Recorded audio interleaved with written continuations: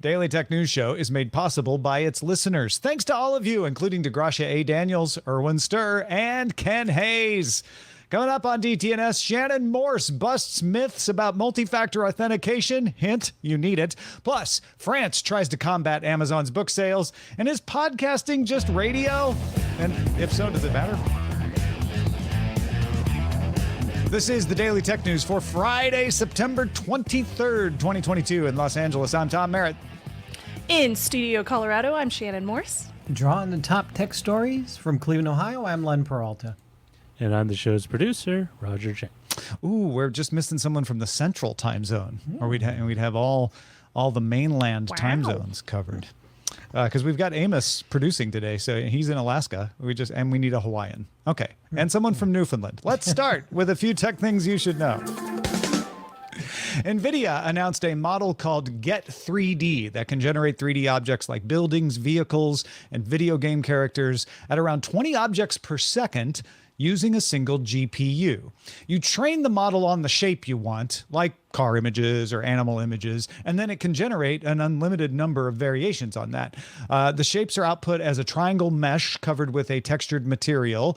They look like cars, but that makes them usable in game engines, 3D modelers, film renderers. You can import them right in there. When combined with StyleGAN from NVIDIA, you can use text to apply styles to an object. So for example, if Get 3D outputs a car, you can use StyleGAN to convert it to a burned out car, for example. Right now, using a Fitbit device requires a Fitbit account. However, the company announced that at some point in 2023, some uses of Fitbit will require a Google account, including to sign up for Fitbit or activate newly released Fitbit devices and features.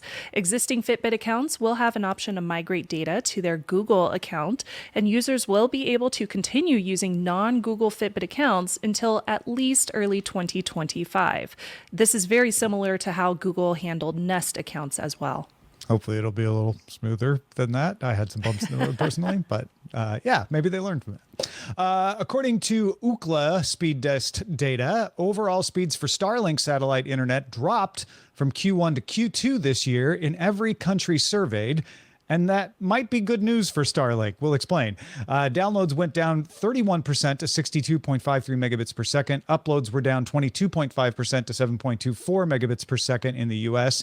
And Ookla attributed that to growing popularity. There's more people using it, which is slowing down the speeds. And they intend to keep putting up capacity, so hopefully they'll keep up. Hopefully they catch up. Yeah. TikTok began testing a dislike button on comments way back in April and is now rolling it out to all users. The button is only used by the algorithm as it won't be public, and the commenters will not be notified, and other users will not see how many times a comment has been disliked. Instead, it's used as a signal to help flag spam and abuse. You can take back a dislike at any time by tapping the button again. So if you dislike something and no one knows, have you really disliked it? Ooh. Yeah, it's a conundrum. Philosophical question. It's estimated that only 30% of corporate data is stored in the cloud, which means there's a lot of opportunity for cloud business. And that explains the continued rush of big tech companies to invest in the cloud. Microsoft and Amazon obviously are getting the most press and have the two largest market shares in the world. Google is usually described as trying to catch up, trying to get in that game. But the third biggest cloud provider in the world behind Amazon and Microsoft is Alibaba. Most of Alibaba's business, however, is in mainland China, and it faces some headwinds overseas, as you might have noticed if you follow this show, because there are tensions between the U.S., Europe, and China, and that has driven some potential Alibaba customers away. To counter that trend, Alibaba announced it's going to spend $1 billion over the next 3 fiscal years to support its, quote, global partner ecosystem outside of China. And basically, you know, convince you to buy their service anyway with a little money. Never hurts, right? All right, let's talk a little more about that book thing going on. France is one of many countries that has problems with the way Amazon does business. Among the many problems France has with Amazon, one of them is the way it competes with smaller booksellers. Amazon offers free delivery of books in many markets.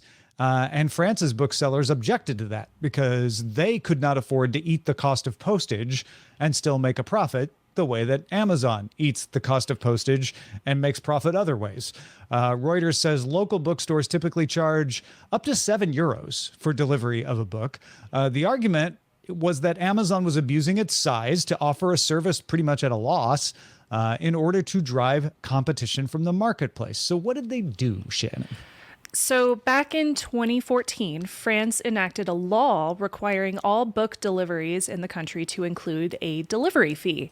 Amazon and some of the other vendors like Fnac and Leclerc commenced charging 1 whole cent for delivery. That's it. In December, France decided to address this workaround, this loophole, passing legislation that required the government to set a minimum fee for book deliveries. On Friday, France announced the minimum fee would be €3 for online book orders of less than €35. And the fee cannot be avoided by customer loyalty programs or ordering books with other items. However, if the cost of the books is one order is more than €35, then Amazon and others could drop the delivery fee back to 1 cent if they wish. There is a joint statement from the Culture and Finance Ministries, which says, quote, the €3 delivery fee is not dissuasive for book buyers, and the €35 threshold will favor grouped orders, which is virtuous in environmental terms. France will now notify the European Commission of the new law, and it will take effect 6 months after Europe approves. I'm guessing it sounded better in French. Listen, there's some things to consider here. France already prohibits offering discounts on new books. So keep in mind that the publisher's price is the same price for every store, including Amazon, in France. So they're not competing on price because that's the law, at least with new books. Used books are a different thing. Amazon is likely not going to charge more than that €3 minimum, yet smaller booksellers might have to if they don't want to make a loss. The French Bookstores Association called on the government to lower postage rates in response to this. They're like, look, €3, that's not enough. You need to make it cheaper to send stuff. Also, the €35 cap means that Amazon is now motivated to encourage customers to buy more books in order to get that low delivery fee. They're going to say like, hey, your book is €20, add 15 more euros of books and your delivery fee goes down from €3 to 1 cent. So in the end, you could look at this and maybe expect the effect of this law to raise the prices on books, because now overall, your delivery fee can't be lower than €3. So that's just going to raise the price in general. Now, I know the ministry said, we don't think that's dissuasive, but it still raises the price. And it could possibly drive higher sales on Amazon if Amazon successfully convinces people to buy more books in each order in order to get that fee down to 1 cent.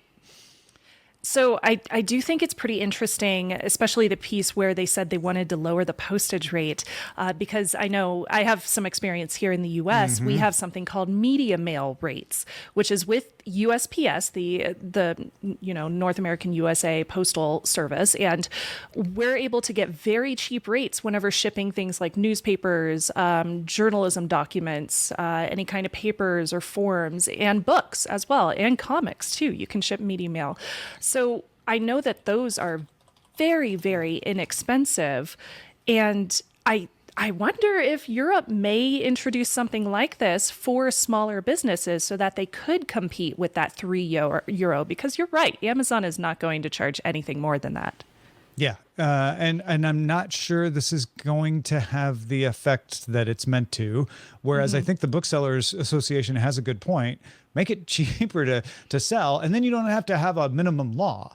It just becomes something that booksellers can compete on a little better because it doesn't cost them as much to send it. Of course, that also can have bad effects on the postal system, right? If they're not making as much money, and it's heavy to move books. So I'm not saying I have the answer. If you do, feedback at dailytechnewsshow.com.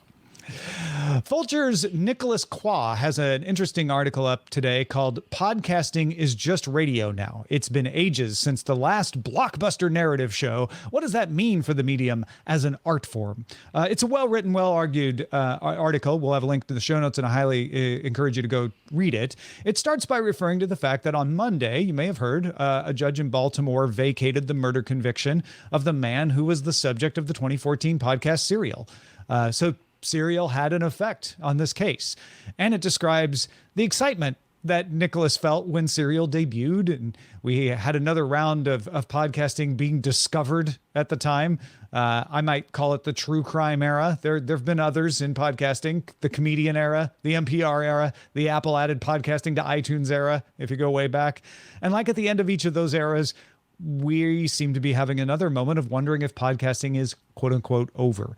Now, the article doesn't really say that podcasting is over. It just talks about whether there is any true creativity in podcasting anymore. It mentions that seasonal narrative shows are losing out to cheaper to produce shows, so-called always on podcasts, especially interview shows that have valuable back catalogs, like Joe Rogan. The article identifies chatcasts as the biggest new hits, but then dismisses them as either shallow or something that could be done in any medium, like radio. You don't need podcasting to do a daily show that's news about tech. So the question of the article is, where is the creativity? In the end, to me, it felt like Nicholas Quah just really missed that feeling that Serial caused when it came along, and was wondering if we'll ever see a mass hit like that again, a water cooler hit like Serial. I want to bring in Len to talk a little bit, because Shannon and Len and I have all been podcasting for more than 10 years. In Len's case, all the way back to 2005. Len, do you think podcasting is out of ideas because it's popular? No. As a matter of fact, looking at the article, I just felt the only thing I could think of was clickbait, right? I think they're just trying to stir up, and because Serial's back in the news. And, is creativity over? No, of course not. One thing like you had mentioned, I had been podcasting since 2005. And the funny thing is that I still feel that there's a lot of creativity. There's a lot of open area to create. As a matter of fact, I just created a brand new show, which is just like me talking, which is, I guess, would be considered a chatcast. So, no, I don't think it's the creativity is gone. And as a matter of fact, one only has to look to this show. Daily Tech News Show is the creative an outlet, and all of Scott Johnson's stuff and everybody else's things. So no, I don't think creativity is out the window. Please, Nicholas. He's just stirring up some controversy, according to Len. That's what I think. Yeah. Yeah, Shannon, what do you think of this? I think it's an interesting perspective. And even as a content creator, sometimes I've struggled to come up with creative ideas for new shows that I want to introduce on YouTube. But I often find that the bigger argument here could be maybe podcasting is oversaturated. Maybe they haven't discovered these beautiful creative concepts, because they are out there. They're just not as popular as they used to be, because there's a lot more of them available now. So of course, your next door neighbor or your coworker are not going to be into the same exact podcast that you are. So you might not have those watch parties like you used to, but there is a lot more saturation. It's a lot easier to get into, and it's not as hard for people to develop their own podcast now. We have applications that are available now that you just download and start talking to your phone to create a podcast. It's a lot easier now. And I think that popularity has created a lot more availability. So yeah, we're not going to have the same popularity that we used to.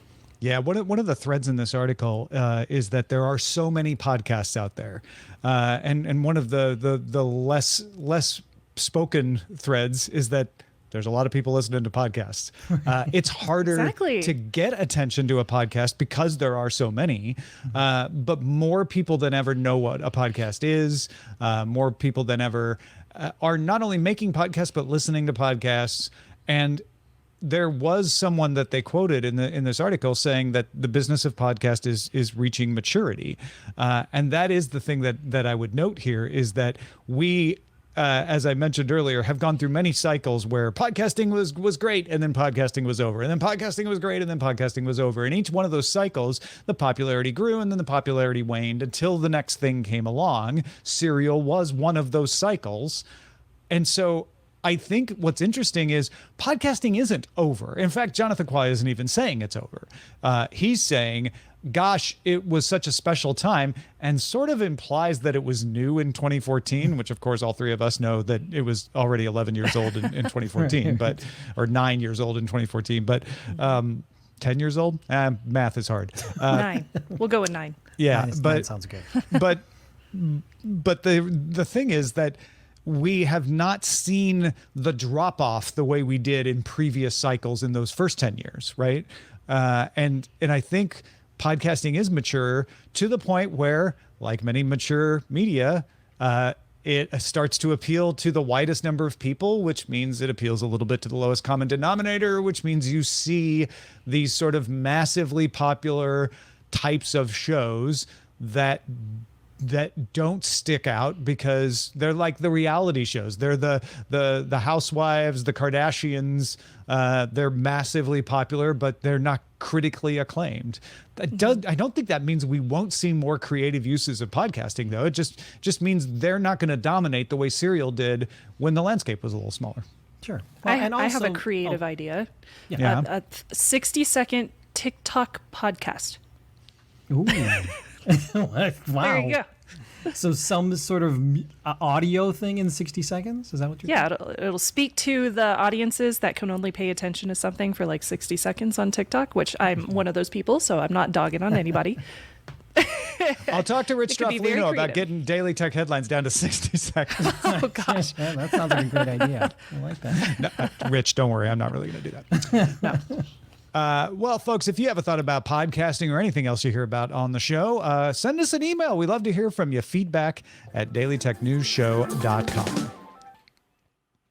Last week, we talked about a breach of Uber's internal IT systems and the fact that it may have been achieved by something called second factor authentication fatigue. This can work when the second factor is, say, an app on a phone that you just tap yes to authorize a login or no to deny. The attacker can repeatedly send requests in the hopes that the authorized user eventually makes a mistake and taps the wrong button, or just gets tired of the prompts and presses yes to make it go away. Multi-factor authentication is not a magic spell that enables perfect security. And a lot of people have pointed to this story and said, well, see, why should I bother? But it is still way better than a password without multi-factor authentication. So Shannon put together 6 myths that we're going to bust about multi-factor authentication. And I will play the part of the whiny user who doesn't want to do it. First, Shannon, multi-factor authentication is too expensive. I can't afford that. I already, with inflation in this economy, multi-factor authentication, come on. Tom, well, I will argue this fact for both businesses as well as users. First off, it is free, completely free. If you want to use it in a free way, you can just get two-factor authentication text messages, which you probably already do, and you don't even realize that you're getting them. Whenever you authorize a new application on your phone and you sign in, it might need to authorize your phone number, and it sends you a 6-digit code. That's free, and that is two-factor authentication. Applications like Authy, Google Authenticator, all of those are free to download and use. And for businesses, it's very inexpensive to implement two-factor authentication. There are many companies who do it for businesses and set it up for them, and then you're good to go. You don't have to do too much managing in order to make two-factor authentication work. And if you really want to upgrade, you could spend $25 and get a hardware key, like the ones that I have here. I have Ubicos all over my desk, and these are hardware two-factor authentication keys. They're super cheap, and it's the best 2FA version that you can get. All right, fine. It doesn't sound that expensive, but it's complicated. You use the word setup. I ain't got time to go set something up and learn something new. Oh, no. Well, I would argue you could do this on the toilet, but I won't go that deep. Maybe you shouldn't, but you could. Yeah, you probably shouldn't, but yes, you definitely could. Just make sure you wash your hands before you touch your phone, because that's gross. But yes, sites offer 2FA.directory is a wonderful website that I recommend that you go to. This website has linked tutorials for all the famous and popular banking, financial, social media websites, every single one you could think of. It has has a link to whether or not they accept 2FA, and it shows you how to do it. So you can just go through that tutorial.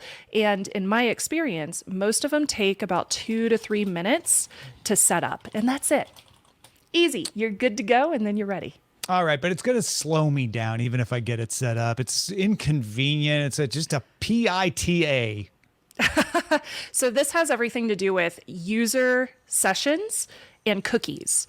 If you're on a computer that you use all the time or a smartphone that you use all the time, you will probably only have to set up your 2FA code to log in like once, and then you're logged in as long as that session remembers you. So if you're ever on a login screen and it says, remember me for 30 days, that's a user session. And as long as you're logging in on that same computer, it will remember your 2FA login session, and you won't have to type it in, or you won't have to plug in your hardware key every single time. So for me, it usually happens every 30 days or so that I will have to plug in my hardware key and reauthorize my session, which is for security, and it's very convenient. All right, fine. But what if those attackers get a hold of my 2FA code, right? That gives them another thing to steal. That's going to make me a target. That's a really good question, actually. And you know what? If you are using SMS for two-factor authentication codes, there is something called SIM swapping, and that does exist. In fact, I did a video on it a few years ago discussing how you can protect yourself from SIM swapping, where somebody steals your phone number and then they get your two-factor authentication code sent to them over text message. But when you have 2FA set up, it does require additional work for an attacker. And if you aren't the low-hanging fruit, if you're just using username and password, then you're going to be the low-hanging fruit. If you upgrade to something that's a little bit better, even SMS, that's better than nothing. And that way, you're going to make it so much harder for an attacker that they're more likely to target somebody else other than you. Okay, all right, fine, but we talked about that Uber hack. It's not secure. Yes. They can get around it. Why should I bother if people are just going to get around MFA anyway? Good question as well. And yes, there are bypass attacks that have been known to happen. In fact, a couple of years ago, the FBI was warning about multi-factor authentication bypass techniques back in 2019 or so. But the thing is, MFA is going to be a part of a whole online security hygiene. If you're just using MFA by itself and you don't have like antivirus on your Windows 10 machine, then you may run into malware and somebody might be able to snoop on your screen. They would still be able to read that code that you're putting in. They'd be able to read your username and password. So obviously you want to use this with other products as well. Password manager for different passwords, antivirus to protect yourself from online hacks and malware. You want to protect your router with a firewall so that you don't get ransomware, et cetera, et cetera. So make sure you're like auto updating, make sure you're using different passwords everywhere, and turn on MFA. All right. So MFA isn't any less secure than a password alone, and password and MFA together are more secure because it's two things. It won't really slow me down. It's not that complicated. It's not that expensive. But thank goodness I'm not a target. I don't really need it. Well, Tom, I think you would be a target. Well, I'm totally up. I mean, not only do you do land. podcasts, but in pretend land, yes, you're still a target. Anybody could be a target, especially if you make it easy for an attacker to do so. Anybody can be a target if you make it easy enough. And that's the thing to really take away from this. Attacks are so automated, especially now in 2022. It's so easy for somebody to attack thousands of people at the same time with phishing attacks. Social media, malvertising. You even have malware being distributed through advertisements that you see on YouTube. There's all sorts of different ways that attackers can attack thousands of people at the same time. So they may not be targeting you specifically, but you may end up in this big swathe of people that just happenstance to be at the wrong place at the wrong time. But MFA can prevent as much as, and this is a quote from a government affiliate, as much as 80 to 90% of attacks, according to experts. And even President Biden is behind MFA too. Like, he signed an executive order back in May of this year to require MFA for agencies that work in the government. So it's extremely important to add MFA. I don't care which way you do it. I prefer hardware tokens myself, but anything is better than nothing. Don't let the fact that President Biden ordered it dissuade you, though. It's still a really good idea. Multi-factor authentication, as Shannon has just laid out, is an excellent way to provide a roadblock. And I think one of the best points, Shannon, is that they don't have to know who you are for you to be a target. Right? Exactly. It's not like someone sitting there going, I am now going to attack Shannon. It's I am broadcasting to as many places as I can find. And if you happen to be one of those places they can find, and there's so many reasons that you could be, Yes. you're going to need it. So you want to put roadblocks in the way. Yes, make it as hard as possible. Well, these are great explanations. Thank you so much, Shannon, for laying these out. Let's move on to something a little lighter, though. Music.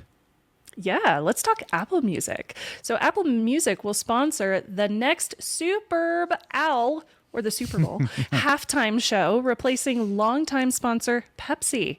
Now, this will make people wonder if it means Apple is getting close to a deal for NFL Sunday Ticket, which leaves DirecTV after this season. The New York Times reports that while the NFL has also talked to Google, Amazon, and ESPN, Apple is thought to be in the most advanced stages of the negotiations. But I have a question for you, Tom. Okay. The real question here is, does this make Apple Music the Pepsi of music services? Yeah. And if so, does that make Spotify the Coke? Ooh. Yeah. Ooh, we And- got some competition. And then who's the RC Cola? Who's the president's Oh, choice no. Cola? Yeah, I think this is significant that we're seeing, you know, the handover of a sugar water drink to a streaming music service. But it also makes more sense. The halftime show at the Super does. Bowl is the biggest concert of the year in the United States, anyway, or the biggest televised, music event of the year. So it makes sense that a music service would sponsor it, right? It does, yeah. I think it's kind of cool. Yay, technology. Indeed. All right. Well, before we go, let's check in with Len Peralta to see what he has been drawing today. Len, what have you drawn for us? Well, of course, we talked about podcasting. I couldn't let that pass. Today's image is, I don't know, I guess because this is the way I feel. It's not exactly a self-portrait, but as an OG podcaster started in 2005, I feel like I would do a podcast about, is podcasting over? It can't be over. I just published my RSS feed. No, but seriously, what am I doing with all this gear? I don't know. I feel like, even though I've been around for a while as podcasting, I feel like every time I start, I feel like I'm starting over again. So I don't know. I disagree with Nicholas, unfortunately, but I don't think it's over. So, by the way, if you like this image, you can get this image at my online store at lenperaltastore.com or at my Patreon, patreon.com/Len. By the way, I am doing commissions for, I know it's really super early, we're the first day of fall, doing commissions for holiday cards. So come on over to my store, lenperaltastore.com. Listen, folks, if you're anywhere in the Los Angeles area enjoying the 95-degree weather while sipping your pumpkin spice latte, order a holiday card from Len. It's perfect timing. Yeah. Come on. It's great. But yeah, podcasting's not done. All right. All right. Shannon, what do you got going on these days? Oh man, youtube.com/Shannon Morse is the best place to find all of my video content. Most recently, I did a DEF CON 30 recap video and ran through a whole tutorial on how to use electronic badges that I picked up this year. It is so much fun. If you like hardware hacking, I think you will really enjoy that video. Excellent. Go check it out, folks. Also, the notifications are working again, thanks to brand new bosses Derek and Levine, who just started backing us on Patreon. And you can send me pronunciation corrections. I will accept them. But thank you, Derek and Levine, for supporting us on Patreon. Welcome. Welcome to the club. You could be the next big new Patreon.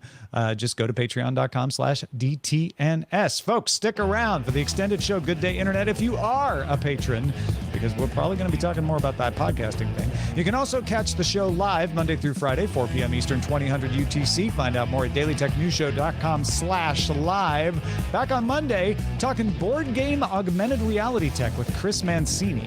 Talk to you then. This week's episodes of Daily Tech News Show were created by the following people: host, producer, and writer Tom Merritt, host, producer, and writer Sarah Lane, executive producer and booker Roger Chang, producer, writer, and host Rich Straffolino, video producer and Twitch producer Joe Kuntz, technical producer Anthony Lemos, Spanish language host, writer, and producer Dan Campos, news host, writer, and producer Jen Cutter, science correspondent Dr. Nikki Ackermans, social media producer and moderator Zoe Detterding, our mods Beatmaster, W. Scottus One, BioCow, Captain Kipper, Steve Guadarrama, Paul Reese, Matthew J. Stevens, aka Gadget Virtuoso, and J.D. Galloway. Mod and video hosting by Dan Christensen.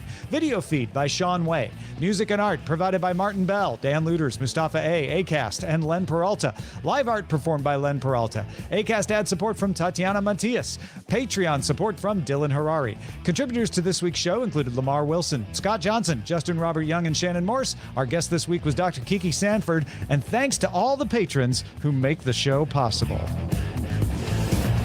This show is part of the Frog Pants Network. Get more at frogpants.com. Diamond Club hopes you have enjoyed this program.